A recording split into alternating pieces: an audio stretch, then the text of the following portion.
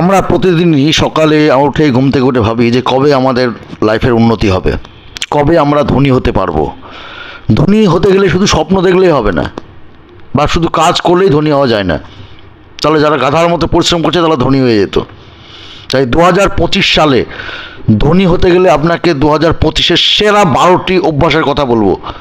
যদি সেরা 12টি অভ্যাস আপনার জীবনে আপনি এক নাগাড়ে করে যেতে পারেন, দেখবেন আপনি উচ্চ শিখরে পৌঁছে গেছেন। শুধু অর্থবৃদ্ধি নয়, আপনার মানসিক বৃদ্ধিও দরকার, তবে আপনি ধনী হতে পারবেন। ধনী হওয়া মানে এটাই নয় যে আপনার প্রচুর টাকা হয়ে গেলো, তা কিন্তু নয়।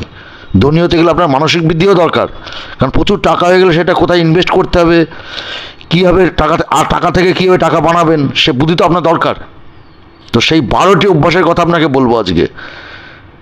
তো তার আগে বলবো, অবশ্যই যারা এখনও পর্যন্ত আমাদের চ্যানেলটি সাবস্ক্রাইব করেননি, অনুরোধ রইল চ্যানেলটি সাবস্ক্রাইব করে আমাদের পাশে থাকবেন, এবং ভালো লাগলে অবশ্যই লাইক কমেন্ট শেয়ার করে সাথে থাকবেন আমাদের।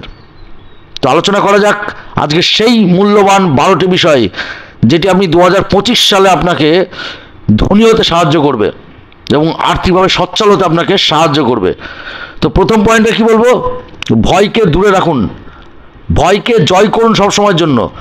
আমরা প্রত্যেকেই যে কোনো কাজ করার আগে 10 বার ভাবি, 10 বার পিছিয়ে আসি আমরা। আর এই 10 বার ভাবতে গিয়ে পিছিয়ে আসার ফলেই আমরা সামনে এগিয়ে যেতে পারি না। আর সামনে না এগোনোর ফলে আমাদের কন্টেস্টটা আরও বেড়ে যায়। এর ফলে কি হয়, আমরা যখন ভাবি যে এই কাজটা করবো, তার আগে 10 জন করে ফেলে সেই কাজটা। তো ভয়টাকে আগে দূরে রাখুন। নিজের যে কোনো কাজ করতে হলে আগে ভেবে নিন, ভেবে শুরু করে দিন কাজটা, থেমে থাকবেন না। জানবেন আপনার ভয় কিন্তু আপনাকে হারিয়ে দিচ্ছে। আপনি যত স্লো গতিতে চলবেন, জানবেন আপনি কিন্তু আপনার জন্য মরণ ফাঁদ খুঁজছেন। ধনী তো দূরের কথা, আপনি গরিব হয়েও মরবেন না, অবস্থা এতটাই সংকীর্ণ হয়ে যাবে আপনার। তাই ভয়কে আজই দূরে সরে রাখুন। সেকেন্ড পয়েন্ট কি বলবো, আরেকদিন করব, এই শব্দটি জীবন থেকে মুছে ফেলুন। দেখুন, আমাদের মানুষের একটা আগাগোড়া একটা বাজে অভ্যেস আছে আমাদের, যে আজ থাক, কালকে করব। হচ্ছে তো, বা শুয়ে আছে, আলস্য কাটছে না, না থাক, আজকে শরীরটা ম্যাচ ম্যাচ করছে, একটু ক্লান্তি লাগছে, টায়ার্ডনেস, থাক কালকে করব। না, এই কাল করব এই শব্দটা কিন্তু ডিকশনারিতে রাখা যাবে না। পৃথিবীর কোনো সফল ব্যক্তি এই আরেকদিন করব এই শব্দটা কিন্তু তার ডিকশনারিতে রাখেনি। যদি তারা আরেকদিন করব কাজটা ভেবে নিত তারা, তাহলে কিন্তু তারা পিছিয়ে পড়তো তারা। আপনি জানবেন আজকের কাজটা আপনাকে আজকেই করতে হবে। আজকের কাজটা যদি আপনি কালকে করতে যান, তাহলে কালকের কাজটা আপনি কবে করবেন? তো চেষ্টা করুন আরেকদিন করব এই শব্দটা আপনার ডিকশনারি থেকে মুছে ফেলতে। 3 নম্বর পয়েন্ট বলবো, নিজের সম্পর্কে সকল সময় উচ্চ ধারণা পোষণ করুন। সকল সময় নিজেকে না পজিটিভ ভাবুন। নিজের সম্পর্কে আপনি সব কিছু ভাবুন যেটা আপনাকে পজিটিভ দেবে। কোনো সময় হীনমন্যতায় ভুগবেন না, ডিপ্রেশনে ভুগবেন না, নেগেটিভ নেবেন না কারোর। কেউ যদি আপনাকে বলে যে আপনি এটা পারবেন না, এটা তোর দ্বারাই হবে না, আপনি ঘাবড়াবেন না। আপনি নিজের ওপর কনফিডেন্স লেভেল রাখুন, নিজের পজিটিভিটি রাখুন। দেখুন, আপনিই পারবেন সেই কাজটা। আপনি পারবেন না যে লোকটা বলছে, তার মানে সে আপনাকে থামাতে চাইছে। আপনি থামবেন না তার কথা শুনে। আপনি জাস্ট নিজের মনের ওপর কনফিডেন্স লেভেলটাকে জোর করুন এবং থিঙ্কিং পজিটিভ করে সামনের দিকে এগিয়ে যান। দেখুন, আপনি এই কাজটা আরও সাকসেস করতে পারবেন এবং আপনার সফলতার রাস্তা আরও দৃঢ় হবে। আপনি আরও বেশি উচ্চ পর্যায়ে পৌঁছতে পারবেন। 4th পয়েন্ট কি বলবো, কারোর অনুমতি বা মতামতের অপেক্ষায় থাকবেন না। আমরা বেশিরভাগই কী করি, যে কোনো কিছু কাজ করার সময় রেডিও ডিসকাশন করি, যে দেখি অমুক দাদা অমুক দিদি কে কী বললো সেটার আলোচনা করব। এটা করবেন না, কারণ আপনি আগে জিনিসটা পা ফেলার আগেই নিজেকে তৈরি করুন। আগে দেখুন যে আপনি পারবেন কি না। যদি আপনি পারেন, শুরু করে দিন। কারণ আপনার মধ্যে যে ক্যাপাবিলিটি আছে সেটা কিন্তু আপনার গ্রুপ বা কোনো বন্ধু সার্কেলে সেইটা জানে না, কিন্তু আপনার ভিতরে কী আছে সেটা সবচেয়ে ভালো আপনি জানেন। তাই অন্যের মতের জন্য অপেক্ষা করে মন খারাপ করে থাকবেন না। নিজের কাজ নিজে করুন, নিজের মধ্যে কনফিডেন্স লেভেল রাখুন, নিজের পজিটিভটাকে থিঙ্কিং অলওয়েজ রাখুন একদম। 5th পয়েন্ট কী বলবো, প্রতিদিন 30 মিনিট করে নিজের স্বপ্নের পিছনে সময় ব্যয় করুন। আপনি আগামীকাল যেটা করবেন সেটার জন্য আপনি নিশ্চয়ই ভাবছেন, তো এই যে ভাবনাটা করবেন তার জন্য ফ্রেশ মাইন্ডে 30 মিনিট রাখুন। সেই 30 মিনিট আপনি no phone calls, no friend circle, no others work, শুধুমাত্র নিজেকে নিজে সময় দেবেন। এই 30টা মিনিট আপনি ঠান্ডা মাথায় ভাববেন শুধু নিজেকে নিয়ে, নিজের যে স্বপ্নটা যেটা করতে চাইছেন, নিজের যে ধনী হওয়ার যে প্ল্যানটা বানাতে চাইছেন, শুধু সেইটাকে নিয়ে সময় দেবেন আপনাকে। দেখবেন আপনার রাস্তা অটোমেটিক বেরিয়ে আসছে। 6 প্ল্যান কি বলবো, ধনী হওয়াকে না গেম হিসেবে নাও। আপনি যে বড়লোক হতে চাইছেন এটাকে কিন্তু মানে চরম রিস্ক বা টেনশন ভাবে নিলে হবে না। আপনি মোবাইলে গেম খেলছেন, জীবনে প্রতিটা স্টেপে আমাদের গেম। আপনি কবে মারা যাবেন আপনি জানেন না, তাহলে কি বাঁচে যাওয়া ছেড়েছেন? ছাড়েননি। তাহলে আপনি যে ধনী হবেন, আজকে 10 টাকা ইনকাম করছেন, চেষ্টা করুন 10টা থেকে কালকে 100 টাকা করবো, তারপর চেষ্টা করি 100 থেকে 1000 করবো। আপনি গেমের মতো কোনো রিস্ক নিন। ধনী হওয়াটা টোটালি একটা গেম। ধনী কিন্তু এরকম নয় যে আমি আজকে ভাবলাম ধনী হবো, কালকে ধনী হয়ে গেলাম।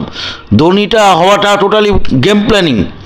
আপনাকে প্ল্যানিং করতে হবে, রিস্ক নিতে হবে আপনাকে, তবে দেখবেন আপনি অটোমেটিক সেই জায়গাগুলো পৌঁছতে পারছেন। 7 পয়েন্ট বলবো, অন্যের সাহায্য নিন। আপনি জানবেন আমরা যখনই ধনী হতে যাব বা কোনো বড় কিছু বিজনেস প্ল্যান করব বা বড় কিছু প্ল্যানিং করব, তখন কিন্তু আমাদের টিম গেম লাগে, একটা টিম সাপোর্ট লাগে। আপনি একটা পারফেক্ট টিম বানান নিজের জন্য, সময় দিন, টিমটাকে খুঁজুন, টিমটাকে তৈরি করুন। যে টিমটাকে তৈরি করবেন তার উপর আপনার কনফিডেন্স লেভেল যেন লো না হয়। দেখবেন সেই টিমের যেন কোনো একজন মেম্বার কমজোরি না হয়। দরকার হলে তাদের সঙ্গে সময় দিন, আপনি নিজে ইনভলভ থাকুন অল টাইম টিমের মধ্যে। কোনো সময় টিমের উপর দায়িত্ব ছেড়ে দিয়ে নিজে চলে যাবেন না। আপনি সর্বদা টিমের খোঁজ রাখুন, কারণ অন্যের সাহায্য ছাড়া কখনোই বড় কাজ বা বড় ধরনের কোনো প্ল্যানিং সম্ভব হয় না। যে কোনো বড় ধরনের কিছু করতে গেলেই একটা গ্রুপ ডিসকাশন লাগে, একটা টিম লাগে। তো সেই টিমটাকে নিজে তৈরি করুন। 8 পয়েন্ট কি বলবো, সময়ের অভাব। সময়ের অভাব কখনো দেখাবেন না। কিন্তু অনেকে আমরা ভাবি কি করে হবে এটা, আমার হাতে সময় কম। না, এটা আপনার নেগেটিভ থিঙ্কিং। আপনি দিনের শেষে হিসাব করে দেখুন কতটা সময় অপচয় করছেন। সেই অপচয়টা যদি বন্ধ করতে পারেন তাহলে দেখবেন আমার অফুরন্ত সময় কাজ করার। 24টা ঘন্টা মানে কিন্তু কম সময় নয় আমাদের হাতে, এইটাকে মাথায় রাখতে হবে। আপনি দেখুন কাজ করছেন মাত্র 8 থেকে 9 ঘন্টা, আর বাকি 16-17 ঘন্টা আপনি ঘুরে বেড়াচ্ছেন, অপচয় করছেন। এই 16 ঘন্টাটাকে আপনি কাজে লাগান। আপনি ভাবছেন আপনার হাতে সময় নেই, কিন্তু আপনি দেখুন বন্ধুদের সঙ্গে গল্প করছেন, ফোনে গেম খেলছেন, টিভি সিরিয়াল দেখছেন, মুভি দেখছেন, রেস্টুরেন্টে গিয়ে সময় কাটাচ্ছেন, সিনেমা হলে গিয়ে সময় কাটাচ্ছেন, প্রেমিক প্রেমিকার সঙ্গে পার্কে গিয়ে সময় কাটাচ্ছেন। এইগুলো না করে নিজের ফিউচার নিয়ে ভাবুন, সময়টাকে কাজে লাগান। সময়ের অভাব এই অজুহাতটা দেবেন না, তাহলে কিন্তু জীবনে বড় হতে পারবেন না। 9 নম্বর পয়েন্ট কি বলবো, যে কোনো একটা বিষয়ে পারদর্শিতা অর্জন করুন।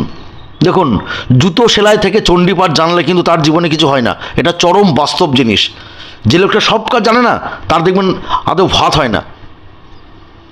আপনি যে কোনো একটা কাজ করুন, যে কাজটার মধ্যে আপনার ট্যালেন্ট আছে, যে কাজটার মধ্যে আপনি কনফিডেন্সলি সেই কাজটাই করবেন প্রথম থেকে শেষ পর্যন্ত, সেই কাজটাই ধরুন। সেই কাজটা শুরু করার সময় ভেবে নিন যে এটা আপনাকে শেষ দিন পর্যন্ত করতে হবে, তবেই সেই কাজটা শুরু করুন, দেখবেন আপনি সাকসেস পাবেন। কিন্তু যে আজকে শুরু করলেন, মাঝপথে মনে হচ্ছে বেটার কাজ পেয়েছেন, ছেড়ে দিয়ে আবার সেখানে ঢুকে বললেন, আবার কদিন পর মনে হতে পারে যে না, ইচ্ছা আরও বেটার পেয়েছি। এই ভুলটা করবেন না। 10 রকম কাজের মধ্যে ঢুকলে কোনোটাতে আপনি সাকসেস পাবেন না, সম্ভব না সেটা। 10 পয়েন্ট কী বলবো, সৌভাগ্যের ক্ষেত্রেও বিস্তৃত করুন। সৌভাগ্যের ক্ষেত্র বিস্তৃত করুন। সৌভাগ্যটা কি, আমরা বেশিরভাগই কী করি, আমাদের লাইফটাকে লাকের উপর ডিপেন্ড করি, যে আমার লাক খারাপ হচ্ছে না। না মশাই, লাক বলে কিছু হয় না। লাক হচ্ছে আপনি যে কাজটা করবেন তার রেজাল্ট হচ্ছে আপনার লাক। আপনি যদি ঘরে শুয়ে শুয়ে ভাবেন যে আমি টাটা বিড়লা হয়ে গেছি, আমি অমুক কোম্পানির মালিক হয়ে গেছি, জীবনে সম্ভব না। আপনার লাক কখনো করে দেবেন আপনাকে। তো আপনাকে এই কাজগুলো করতে হলে আপনাকে পরিশ্রমী হতে হবে, কর্মের বিশ্বাসী থাকতে হবে আপনাকে। জানবেন আপনার কর্মই কিন্তু আপনাকে ফল এনে দেবে। সৌভাগ্য বলে কিছু হয় না। আপনি যত পরিশ্রম করবেন, কাজের প্রতি যত মনোযোগ দেবেন, যতটুকু সততা দেবেন, দেখবেন আপনার সাকসেস আসছেই। 11 নম্বর পয়েন্ট কী বলবো, শৃঙ্খলাকে নতুনভাবে দেখুন। ভবিষ্যৎ ভালো রাখার জন্য না এই কাজটা ভীষণ জরুরি, নিয়মের মধ্যে থাকা। আপনি আজকে সকাল 6টায় উঠছেন, কালকে উঠছেন দুপুর 12টা থেকে। আজকে 7টায় সকাল কাজ শুরু করলেন, কালকে শুরু করছেন রাত্রি 7টায়, এটা করবেন না।